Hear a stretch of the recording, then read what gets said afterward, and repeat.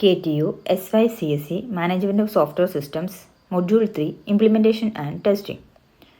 Software design and implementation is the stage in the software engineering process at which an executable software system is developed. Software design is a creative activity in which you identify software components and their relationship based on a customer's requirements. Implementation is the process of realizing the design as a program. Design and implementation are closely linked, and you should normally take implementation issues into account when developing a design. അതായത് നമ്മൾ first സ്റ്റേജിൽ കസ്റ്റമറിൻ്റെ requirements എല്ലാം മനസ്സിലാക്കുന്നു, SRS develop ചെയ്യുന്നു, software requirement specification. അത് വെച്ചിട്ട് software design ചെയ്യുന്നു. ആ സോഫ്റ്റ്വെയർ ഡിസൈൻ എന്ന് പറഞ്ഞൊരു ക്രിയേറ്റീവ് ആക്ടിവിറ്റിയാണ്. കസ്റ്റമറിൻ്റെ റിക്വയർമെൻറ്റ്സ് എല്ലാം അതിൽ നമ്മൾ ബിൽഡ് ചെയ്യും. ദെൻ ആ സോഫ്റ്റ്വെയർ ഡിസൈനെ പ്രോഗ്രാമിൻ്റെ ബേസിസിൽ ഇംപ്ലിമെൻറ്റ് ചെയ്താണ് ഒരു സോഫ്റ്റ്വെയർ സിസ്റ്റമാക്കി മാറ്റുന്നത്. അപ്പോൾ ഡിസൈനും ഇംപ്ലിമെൻറ്റേഷനും ക്ലോസ്ലി ലിങ്ക്ഡ് ആണ്. ഡിസൈൻ്റെ ടൈമിൽ തന്നെ നമ്മൾ ഇംപ്ലിമെൻറ്റേഷൻ ഇഷ്യൂസും അക്കൗണ്ട് ചെയ്യേണ്ടതാണ്. അപ്പോൾ ഈ ഒരു ചാപ്റ്ററിൻ്റെ ഉദ്ദേശം എന്താണെന്ന് വെച്ച് കഴിഞ്ഞാൽ തന്നെ എന്തൊക്കെയാണ് ഈ ഡിസൈൻ ഇഷ്യൂസ്. ഇപ്പോൾ പല ഇംപ്ലിമെൻറ്റേഷൻ ഇഷ്യൂസും ടെക്സ്റ്റ് ബുക്കുകളിൽ പറഞ്ഞിട്ടുണ്ടാവില്ല. അപ്പം അതുപോലുള്ള reuse, configuration management, open source development ഇതെല്ലാമാണ് ഈ ചാപ്റ്ററിൽ കവർ ചെയ്ത് പോകുന്നത്. So object oriented design using the UML unified modelling language. An object-oriented system is made up of interacting objects that maintain their own local state and provide operation on that state. Object-oriented design processes involve designing object classes and the relationship between the classes. Object ക്ലാസ്സിനെ design ചെയ്യുന്നു, അവ തമ്മിലുള്ള റിലേഷൻഷിപ്പ്, അത് വെച്ചിട്ടാണ് ഒരു object oriented design process work ചെയ്യുന്നത്. Object includes both data and operation to manipulate that data. So next is system context and interactions. System context models and interaction models present complementary view of the relationship between a system and its environment. ഒരു system ഉണ്ട്, അതിൻ്റെ എൻവയോൺമെൻറ്റും ഉണ്ട്, അപ്പോൾ തമ്മിലുള്ള relationship, അതാണ് system context. A system context model is A structural model that demonstrate the other system in the environment of the system being developed. An interaction model is a dynamic model that shows how the system interacts with environment as it is used. ഇപ്പോൾ ഒരു system ഉണ്ട്, അതിന് environment ഉണ്ട്, അവ തമ്മിലുള്ള relationship ഉണ്ട്. ഇതെല്ലാം നമുക്ക് സിസ്റ്റം കോണ്ടെക്സ്റ്റും ഇൻട്രാക്ഷൻസും വെച്ചിട്ട് ഷോ ചെയ്യാനായിട്ട് പറ്റും. അപ്പം മെയിനായിട്ട് നമ്മളിതിൽ പറയുന്നത് സിസ്റ്റം കോണ്ടെക്സ്റ്റ് മോഡലും ഇൻട്രാക്ഷൻ മോഡലും ആണ്. The context model of a system may be represented using associations. 1-to-1, many-to-1 അങ്ങനെയുള്ള അസോസിയേഷൻ വെച്ചിട്ടാണ് നമ്മൾ അവ തമ്മിലുള്ള കോണ്ടെക്സ്റ്റ് മോഡൽ റെപ്രസെൻറ്റ് ചെയ്യുന്നത്. Association simply show that there are some relationship between the entities involve in the association. You can document the environment of the system using a simple block diagram showing the entities in the system and their associations. അപ്പോൾ ഇതുപോലുള്ള ഒരു system, അതിൻ്റെ interactions നമുക്ക് സിമ്പിളായിട്ട് represent ചെയ്യാൻ പറ്റും UML ഉപയോഗിച്ചിട്ട്. അപ്പോൾ ഒരു എക്സാമ്പിളാണ് ഇവിടെ കാണിച്ചിരിക്കുന്നത്, system context for the weather station. ഇവിടെ ഫിഗറിൽ വെതർ സ്റ്റേഷനിൽ കൺട്രോൾ സിസ്റ്റം ഉണ്ട്, വെതർ ഇൻഫർമേഷൻ സിസ്റ്റം ഉണ്ട്, വെതർ സ്റ്റേഷൻ ഉണ്ട്, സാറ്റലൈറ്റ് ഉണ്ട്. ഇവ തമ്മിലുള്ള association, 1-to-1 association, 1-to-many association. അപ്പോൾ സിമ്പിളായിട്ടൊരു ഈ ഫിഗറിൽ നോക്കുമ്പോൾ തന്നെ നമുക്ക് ഏതൊക്കെയാണ് സിസ്റ്റം കോണ്ടെക്സ്റ്റിൽ വരുന്നത്, ഏതൊക്കെ തമ്മിലാണ് റിലേഷൻഷിപ്പ്, അസോസിയേഷൻ എല്ലാം നമുക്ക് പെട്ടെന്ന് മനസ്സിലാകും. Then weather station use cases. Here weather information system is the control system is the. Weather information സിസ്റ്റത്തിൽ we use report weather, report status. Control system restart, shut down, reconfigure, power save, remote control. So the description for use case. So ഏതാണ് ഇവിടുത്തെ സിസ്റ്റം? That is that weather station. Use case report weather. Main actors in this use case weather information system, weather station. So data, the weather station sends a summary of weather data. Likewise, many data are there. Then ഈ details ഒക്കെയാണ് use case ഡിസ്ക്രിപ്ഷനിൽ നമുക്ക് കിട്ടുന്നത്. Then architectural design. Once the interaction between the software system and the system environment has been defined, then identify the major components that make up the system and their interactions. Then design the system organization using an architectural pattern such as a layered or client server model. അതിനെ കുറച്ചുകൂടി detailed ആയിട്ട് architectural design ചെയ്യുകയാണ്.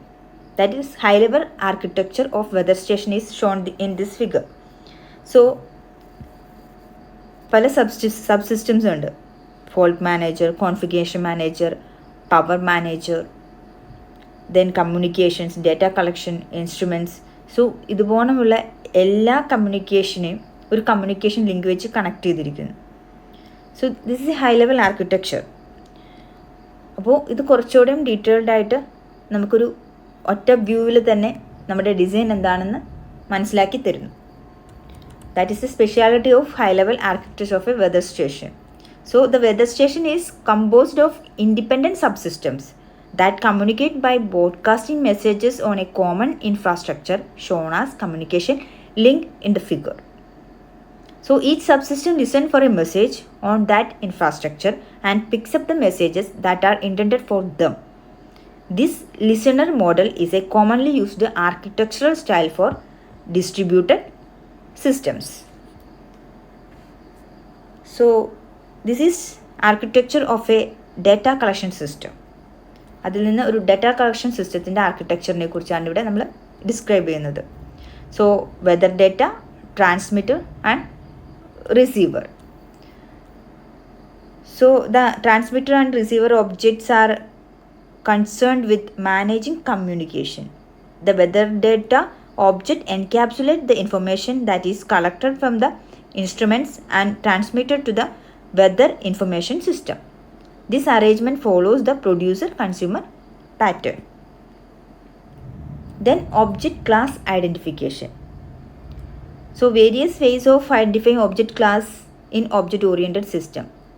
First one is use a grammatical analysis of a natural language description of the system to be constructed.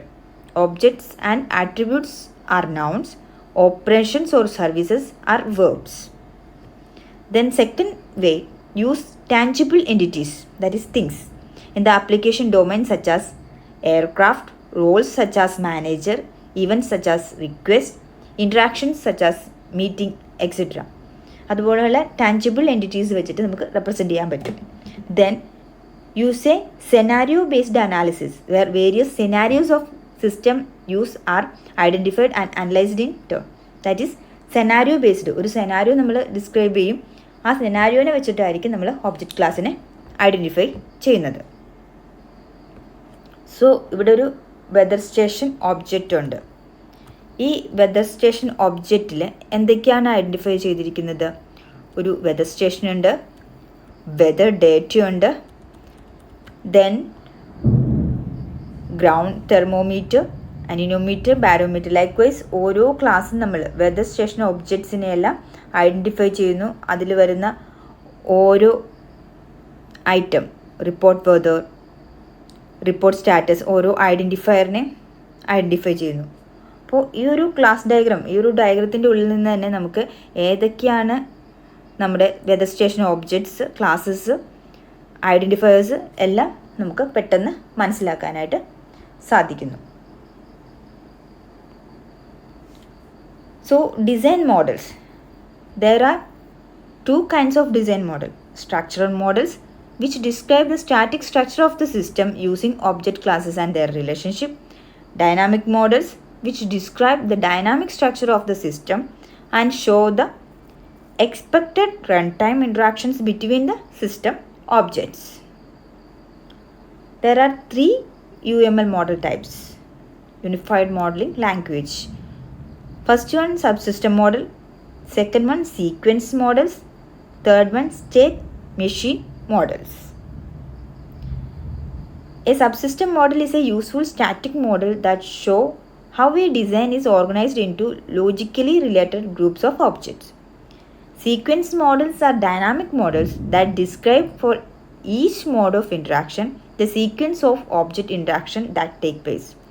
Subsystem മോഡലിൽ ഓരോ logically related groups ആയിട്ട് മാറ്റിയേക്കാണ്. Sequence മോഡലിൽ the sequence of object interactions ആയിരിക്കും നമ്മൾ describe ചെയ്യുന്നത്. So ഒരു sequence ഡയഗ്രമാണ് ഇവിടെ കാണിച്ചിരിക്കുന്നത് ഡാറ്റ കളക്ഷൻ്റെ. Weather information system is the request for report is given to next level, then acknowledgement is back. Request പോകുന്നതിനനുസരിച്ച് റിപ്പോർട്ട് വെദറിലേക്ക് പോകും, ഗെറ്റ് സമ്മറി, ദെൻ സമ്മറൈസ് ചെയ്ത ഡേറ്റ നമുക്ക് തിരിച്ച് റിപ്ലൈ ആയിട്ട് കിട്ടും. ഒരു സീക്വൻസ് മോഡ്. ഇതാണ് sequence diagram describing data collection. So each stage, ഓരോ സ്റ്റേജും ഡിസ്ക്രൈബ് ചെയ്തിരിക്കുന്നതാണ്. This one is weather station state diagram. മറ്റേത് സീക്വൻസ് ഡയഗ്രാം ആയിരുന്നു, ഇത് സ്റ്റേറ്റ് ഡയഗ്രാം. ഓരോ സ്റ്റേറ്റാണ് ഇതിനെ കാണിച്ചിട്ടിരിക്കുന്നത്. സോ മെയിനായിട്ട് shut down, configuring, running, collecting, summarising, transmitting, testing, ഇതുകൊണ്ടുള്ള പല സ്റ്റേറ്റ്സ് ആണുള്ളത്. ഇപ്പോൾ ഒരു റണ്ണിങ് ആയിരിക്കും, ഓപ്പറേഷൻ സ്റ്റാർട്ട് ചെയ്താൽ റണ്ണിങ് ആവും. റണ്ണിങ് ആവുന്നതിനനുസരിച്ച് പല ഡേറ്റ കളക്ട് ചെയ്യും, ഈ ഡേറ്റ സമ്മറൈസ് ചെയ്യും, ട്രാൻസ്മിറ്റ് ചെയ്യും, ടെസ്റ്റ് ചെയ്യേണ്ട ഡേറ്റയാണെങ്കിൽ ടെസ്റ്റ് ചെയ്യും. അപ്പോൾ അതിൻ്റെ ഒപ്പം കോൺഫിഗറേഷനും ഷട്ട് ഡൗണും നടക്കുന്നുണ്ട്, പിന്നെ കൺട്രോളിങ് നടക്കുന്നുണ്ട്. അപ്പോൾ ഓവറോൾ ഫങ്ഷണാലിറ്റി നമുക്ക് ഈ വെദർ സ്റ്റേഷൻ സ്റ്റേറ്റ് ഡയഗ്രത്തിൽ നിന്ന് വളരെ എളുപ്പമായിട്ട് ലഭിക്കും. സോ ദ ഡീറ്റെയിൽഡ് ഡിസ്ക്രിപ്ഷനാണ് ഇത് തന്നിരിക്കുന്നത്. Then interface specification, weather station interfaces, reporting interface is the, remote control interface is the. എന്തൊക്കെയാണ് സ്റ്റാറ്റസ് റിപ്പോർട്ടുണ്ട്, വെദർ റിപ്പോർട്ടുണ്ട്, അതുപോലെ തന്നെ റിമോട്ട് കൺട്രോളിൽ എന്തെല്ലാമാണ് ഉള്ളത്. Next is design patterns. എന്താണ് design pattern? The pattern is a description of the problem and the essence of its solution so that the solution may be reused in different settings. The pattern is not a detailed specification. നമുക്ക് പല patterns identify ചെയ്യാൻ പറ്റും. ഡിസൈൻ്റെ സമയത്ത് patterns identify ചെയ്താൽ ആ pattern നമുക്ക് പിന്നീട് reuse ചെയ്യാൻ പറ്റും. Patterns have made A huge impact on object oriented software design. They have become A vocabulary four talking about A design. Patterns are a way of reusing the knowledge and experience of other designers. Design patterns are usually associated with object-oriented design. The general principle of encapsulating experience in a pattern is one that is equally applicable to any kind of software design. Software pattern, design pattern എന്ന് പറഞ്ഞു കഴിഞ്ഞാൽ reuse ചെയ്യാൻ പറ്റുന്ന പാറ്റേണുകളായിട്ട് നമ്മൾ design ചെയ്യുക.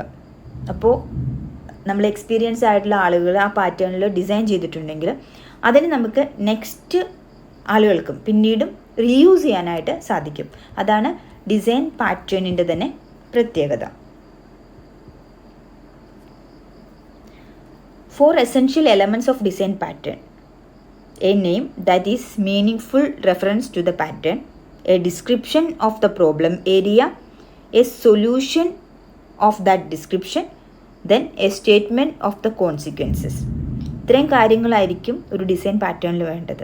നമുക്ക് ആ പാറ്റേണിനെ തിരിച്ചറിയാനായിട്ടൊരു name വേണം, ആ പ്രോബ്ലത്തിനുള്ള ഡിസ്ക്രിപ്ഷൻ വേണം, അതിൻ്റെ സൊല്യൂഷൻ്റെ ഡിസ്ക്രിപ്ഷൻ വേണം, ദെൻ അതിൻ്റെ consequence, A statement of the consequence. ഇത്രയും കാര്യങ്ങളാണ് ഒരു ഡിസൈൻ പാറ്റേണിൻ്റെ എസെൻഷ്യൽ എലമെൻറ്റ്സ്.